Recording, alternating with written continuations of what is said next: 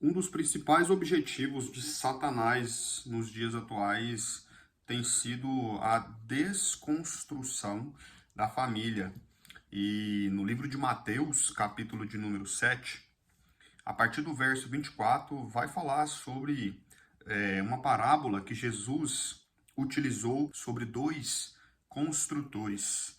E dentro dessa parábola, Jesus fala sobre dois princípios fundamentais que, se eu e você nós não estivermos atentos em relação a eles, logo nós estaremos vulneráveis a essa desconstrução familiar, porque as coisas começam a se tornar normal quando você deixa de aplicar esses dois princípios. Então vai ficando comigo nesse vídeo, porque além desses princípios, eu quero te passar aqui aonde o inimigo ataca em três grandes áreas das nossas vidas e que terá total ligação com essa parábola que eu quero ler para vocês. Se você não compartilhou e se você ainda não comentou nos vídeos anteriores, vai lá, assista. Nós estamos falando muito sobre propósito e sobre sabedoria. E se você quer ter uma vida linkada aos princípios bíblicos e ligados a Deus, trazendo para você uma rota de vida de sucesso. Volta lá e assiste, porque você não vai se arrepender. Então, Mateus capítulo de número 7, verso 24, diz assim: todo aquele, pois, que escuta estas minhas palavras e as pratica, assemelha-lo-ei ao homem sábio, que construiu a sua casa sobre a rocha. E desceu a chuva, e vieram as inundações, e sopraram os ventos, e golpearam contra ela, aquela casa, mas ela não caiu, porque estava fundada sobre a rocha.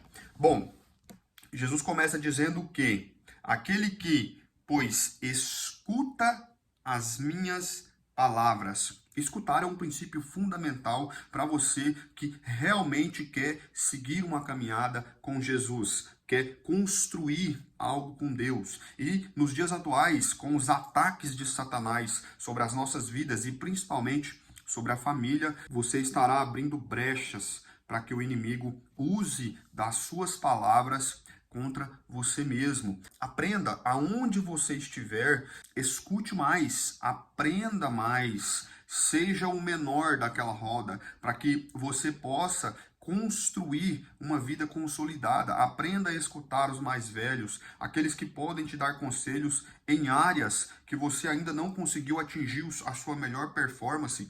Sente nesses lugares para escutar e falar menos. Você conhece uma pessoa que não tem resultado nenhum e sempre que ela pode, ela cria dentro da mente dela que ela tem resultados e ela quer dar para você conselhos, sendo que nem ela mesma tem resultados nessas áreas que ela se dispõe a te dar conselhos. Então, esse tipo de pessoa é aquela pessoa que não valoriza aquilo que Jesus falou. É uma pessoa que não estuda a Bíblia, porque o sábio é aquele que escuta, não aquele que está sempre falando. Você sabe que eu tive algumas experiências. Eu sou uma pessoa que meu perfil comportamental, ele é influente. Então eu gosto de falar, eu gosto de ensinar as pessoas, né?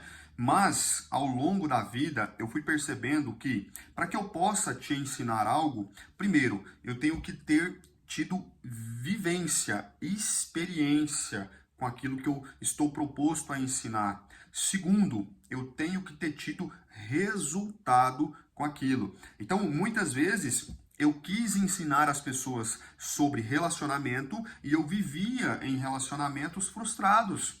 Muitas vezes eu quis ensinar as pessoas sobre finanças, sendo que nem eu mesmo conseguia gerir bem as minhas finanças. Então é extremamente importante que você, assim como eu, para que eu pudesse ensinar as pessoas em algumas áreas da vida, eu precisei sentar para escutar, eu precisei vivenciar. Na minha vida financeira, eu tive 3 quebras. E dentro dessas 3 quebras, eu precisei experimentar a vergonha, o abandono, as pessoas me caluniando. Nos relacionamentos, eu precisei experimentar 12 anos de relação, já são 12 anos casados, né? Então, dentro desse período, muitas experiências. Então, hoje eu posso falar sobre relacionamento com muita segurança. Eu posso falar sobre vida financeira. Entende? Então, para que você consiga, você precisa primeiro escutar e depois vivenciar, e a partir daí, com as suas experiências, você vai gerar o resultado. Aí sim você está apto a ensinar nessa área. E a segunda parte do verso diz: e as pratica. Então, esse é o segundo princípio. Se você escuta e não as pratica, logo você não tem vivência. Então, você quer ter resultado em alguma área da sua vida? Primeiro senta para aprender e depois pratique para que você tenha experiência nessa área. E aqui, quando Jesus fala sobre isso, ele está falando que existe aqui uma sequência. Primeiro, você senta para escutar, depois você vivencia. Muitas pessoas querem trocar essa sequência, né? Primeiro querem experienciar as coisas. Eu já tive essa fase de experimentar tudo. E eu tenho certeza que você também já deve ter tido essa fase. E óbvio, você teve consequências que algumas podem durar um mês e outras podem durar anos. Existiram consequências que eu obtive na minha vida que duraram anos da minha vida para que eu pudesse desvencilhar delas. Quer ver só? Algumas mulheres, algumas jovens, talvez você que esteja me assistindo é jovem, tome cuidado com isso. Algumas jovens, quando estão ali na fase de adolescência, né, querem experimentar de tudo e algumas vezes podem se entregar antes do tempo para algum homem. E muitas tiveram a experiência de não sentar para escutar e já ir viver, né? Já ir praticar certas condutas e tiveram aí um impacto de engravidar muito cedo. E aqui eu não estou entrando no mérito de filhos. O que eu quero que você entenda é que a prática antes de você aprender, escutar aqueles que sabem, podem gerar resultados que vão perdurar pela vida toda. Uma consequência que vai ser obtida para vida toda, né? Então é importante você cumprir esses dois princípios nessa ordem. E aqui eu quero trazer para você uma pergunta: quem é você quando as coisas dão errado? Você tem tido estrutura para suportar essa situação, ou você é o tipo de pessoa que quando as coisas fogem do seu controle, logo você já não acredita mais em Deus, você já não confia mais em Deus, você já não quer mais saber das coisas de Deus, você quer procurar rotas de fuga para que você seja ali alimentado pelos prazeres imediatos, tentando fugir, tentando se esconder dos problemas. Quem é você quando as coisas não estão dentro do seu controle? E aqui eu quero trazer para você, dentro dessa palavra aqui, 3 áreas que o inimigo ele vem fortemente para te atacar. E se você não estiver apto a buscar o entendimento em Deus, você então vai cair na cilada de Satanás. Mas antes, a palavra continua dizendo: e aquele que ouve estas minhas palavras e não as pratica, compará-lo-ei ao homem insensato, que edificou a sua casa sobre a areia.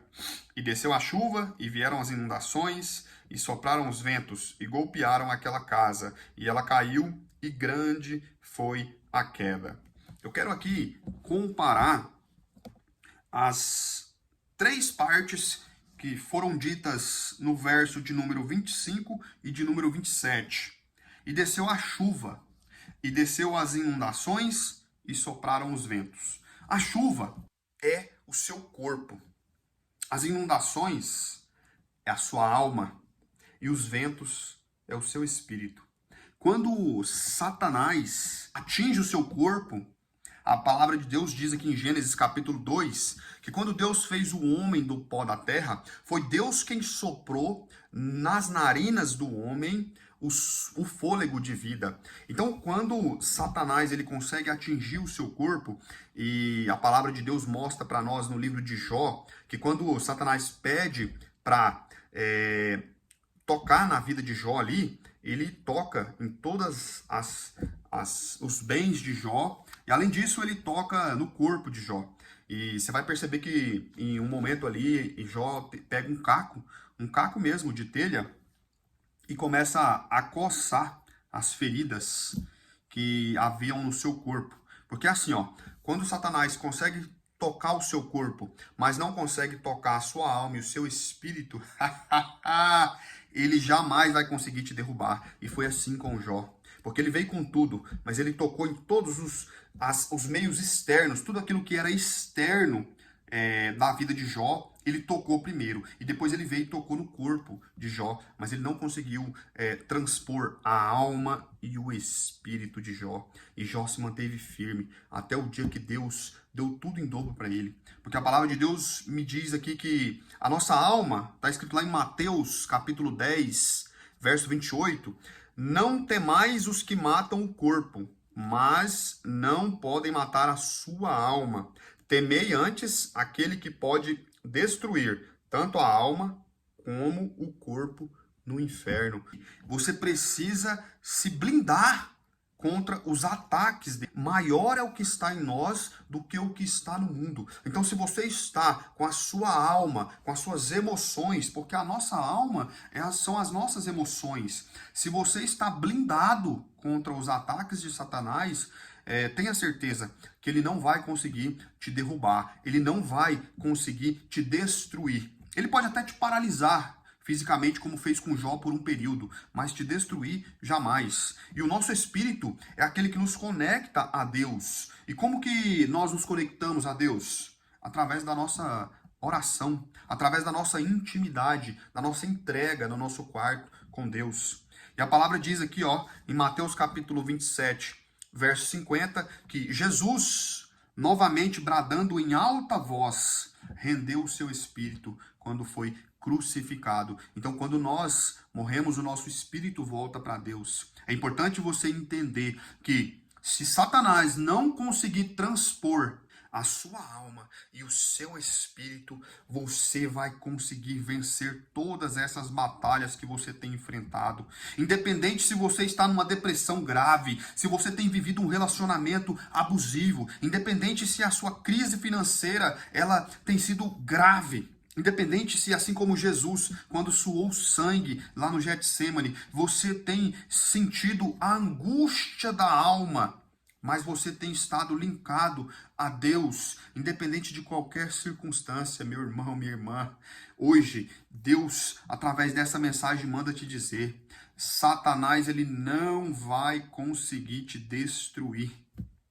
Mesmo que hoje você esteja vivendo uma enfermidade grave, mesmo que hoje o seu físico esteja debilitado, mas tenha certeza que o Deus das nossas vidas é o Deus que nos renova todos os dias, todas as manhãs. O choro, ele pode durar uma noite, mas a alegria, ela vem pelo amanhecer. Sabe por quê? Porque o nosso Deus é um Deus de renovação. E hoje você foi encontrado por essa mensagem porque você já não suporta mais o processo.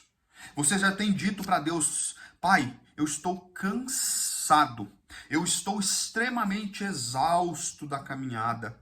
E hoje Deus está falando para você: não se preocupe, meu filho, não se preocupe, minha filha. Chora, clama, busca, porque você tem um pai que te segura no colo. E é nesse momento, quando eu te seguro no colo, que você está protegido. Satanás não vai conseguir destruir a sua caminhada até o seu propósito. Foi assim quando Deus retirou o povo do Egito e levou até a terra de Canaã. De todas as formas, os desafios eram colocados diante deles. E eles murmuravam muito. Talvez hoje você está disposto a murmurar, mas eu quero te dizer, não faça isso. Porque Deus, ele quer te renovar, ele quer renovar as suas forças. Sabe quando você faz uma caminhada muito longa e você não bebe água e você não come? Você chega no fim dessa caminhada, de uma trilha, você chega lá no fim exausto, né?